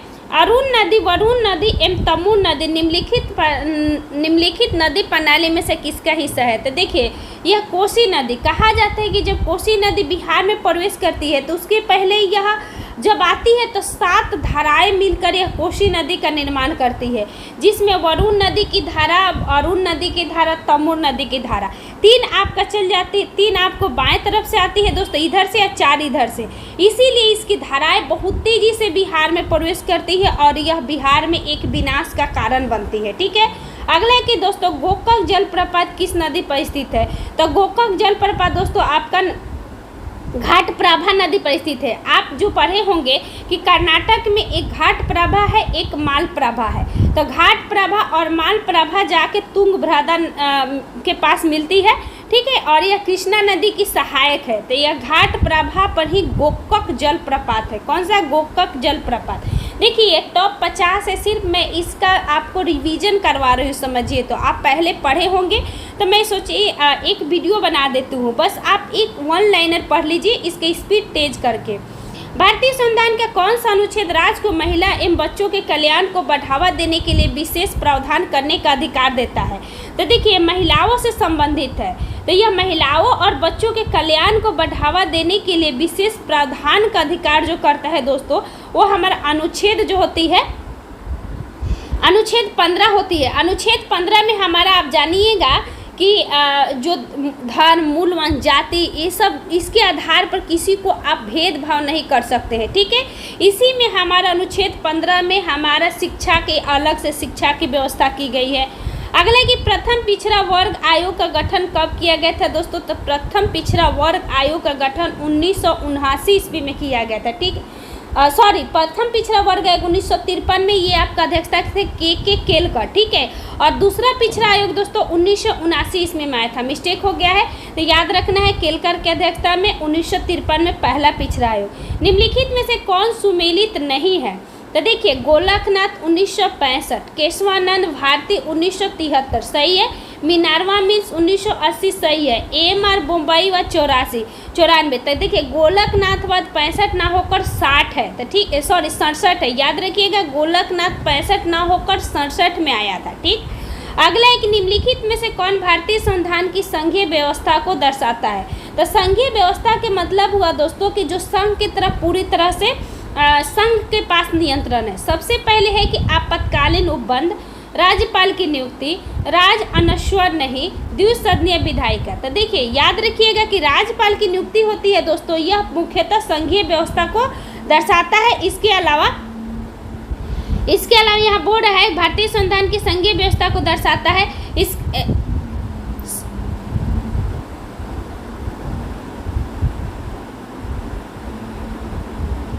देखिए यहाँ राज्यपाल की नियुक्ति भी भारत के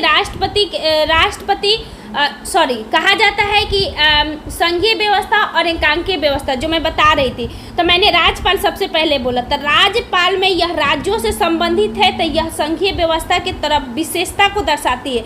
तो सबसे पहले द्विसदनीय विधायिका जो होती है दोस्तों, हमारा राज्यसभा और लोकसभा जिसमें आ जाता है। तो राज्यसभा एवं लोकसभा मुख्यतः केंद्र के तहत इसका प्रयोग किया जाता है। आपातकालीन उपबंध भी केंद्र सरकार की तरफ से लगाया जाता है, लेकिन यह राज्यों के प्रति लगाया जाता है। तो ये सभी राज्यों से संबंधित है। मुख्यतः हो जाएगा दोस्तों द्विसदनीय विधायिका। निम्नलिखित में से कौन सा अधिकार संविधान के अनुच्छेद 21 के अंतर्गत एक मौलिक अधिकार है? तो अनुच्छेद 21 के अंतर्गत दोस्तों आश्रय का अधिकार, स्वास्थ्य का अधिकार एवं शयन का अधिकार, उपरोक्त में से सभी है। अगला एक निम्नलिखित में से संविधान के किस अनुच्छेद में शिक्षा से संबंधित उपबंधों का उल्लेख नहीं है?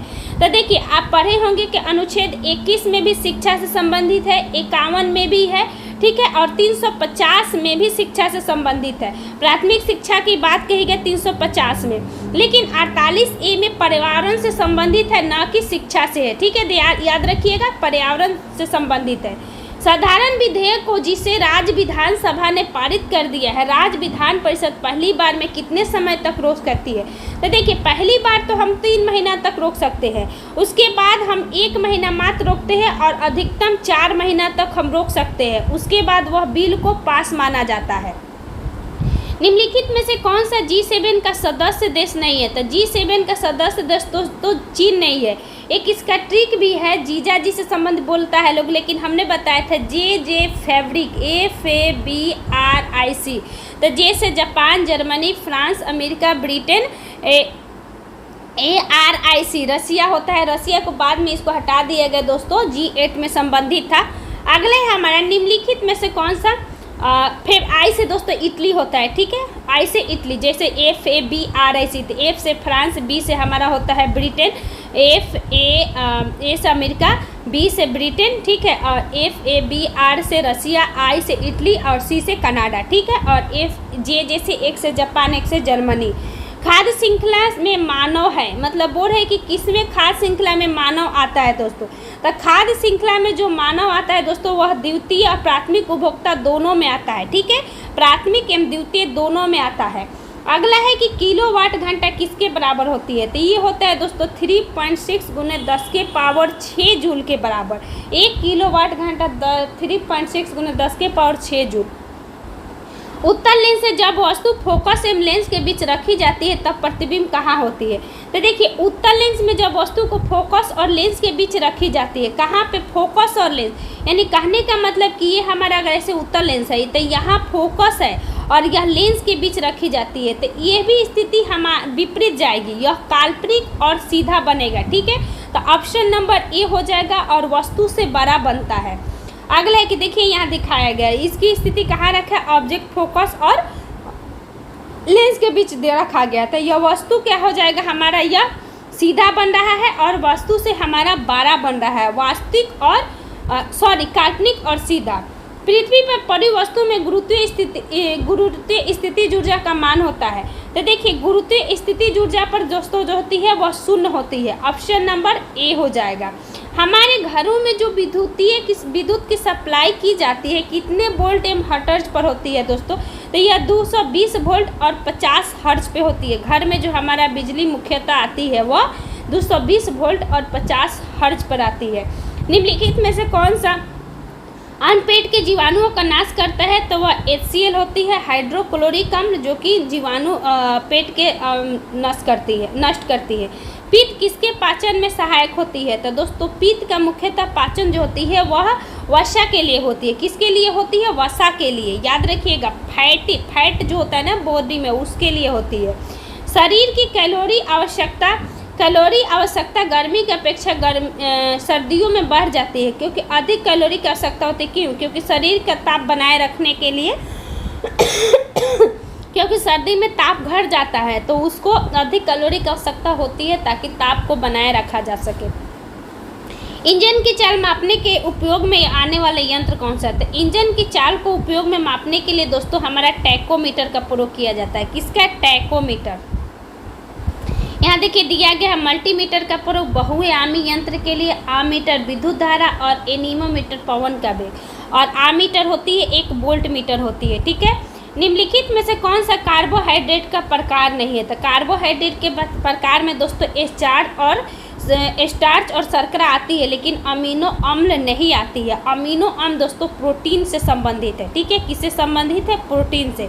देखिए यहाँ दिया गया कार्बोहाइड्रेट 3 प्रकार के होती है, मोनोसेकेराइड, ओलिगोसेकेराइड एवं पॉलीसेकेराइड। इसके अंतर पेंटोज एवं हेक्सोज आता है मतलब मोनोसेकेराइड में, और ओलिगोसेकेराइड में सुक्रोज, माल्टोज, लैक्टोज और पॉलीसेकेराइड में स्टार्च और सेल्यूलोज और ग्लाइकोज जोड़ जाता है। अगला है कि कक्षाओं के ऊर्जा स्तर क्या होता है? नाभिक से दूर जाने पर दोस्तों बढ़ता है, ठीक है, याद रखिएगा, नाभिक से दूर जाने पर कक्षाओं की ऊर्जा स्तर बढ़ता है। यह बोर-ब्यूरी के अनुसार है। बोर-ब्यूरी के अनुसार अन्य भी बात कही कि परमाणु से इलेक्ट्रॉन नाभिक के चारों ओर कुछ निश्चित ऊर्जा वाले वृत्ताकार कक्षाओं में घूमती है। इन कक्षाओं को ऊर्जा स्तर एवं ऊर्जा सेल कहते हैं। कक्षा की ऊर्जा स्तर नाभिक से दूर जाने पर बढ़ती है, ठीक है। अगला है कि निम्नलिखित में से कौन सी पूंजीवादी फर्म की विशेषताएं हैं?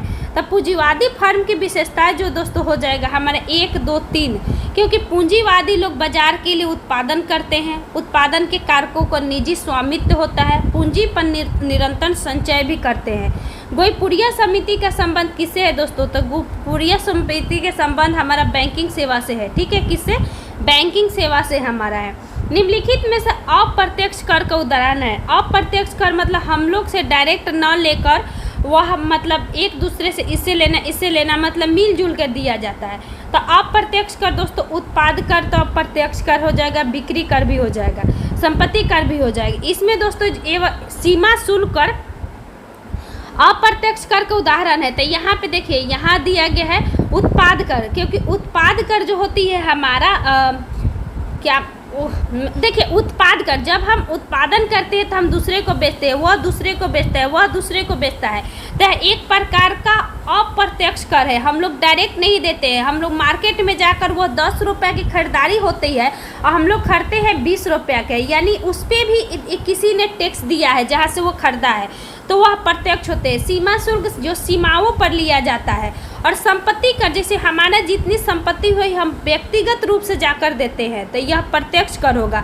बिक्री कर जो उत्पाद कर से संबंधित ही बिक्री कर होता है दोस्तों, यह राज्य कर होती है बिक्री कर, ठीक है। तो 1, 2, 4 अप्रत्यक्ष कर है।